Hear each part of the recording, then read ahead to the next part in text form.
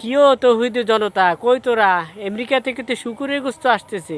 Unit সরকার contact করেছে 32টি কন্ট্যাক্টের মধ্যে, এর মধ্যে একটা কন্ট্যাক্ট নাকি এগুলো ছিল।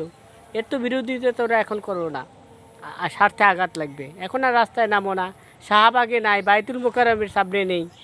কেন দেশবিরোধী 32টা কন্ট্যাক্ট হলো নির্বাচনের 60 ঘন্টা আগে? তড়িঘড়ি করে কেন এই কন্ট্যাক্টগুলো করলো? কাদের স্বার্থে করলো? একবারও জানতে চেয়েছো?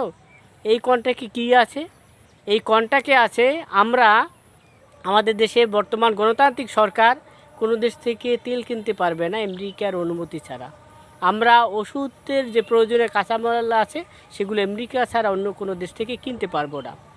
তুই কি জানিস, তোরা জানো যে আমাদের দেশের স্যাংশন দিতে হবে? আমেরিকা যে সমস্ত দেশে স্যাংশন দেয় সেই সমস্ত দেশকে আমরা তাদের সাথে বাণিজ্য করতে পারবো না। আমরা কতটা ক্ষতিগ্রস্ত হয়েছি জানিস? ইউনিট সরকার এই কার কারণে করেছে? আর ইউনিট সরকার কার হয়ে কাজ করেছিস?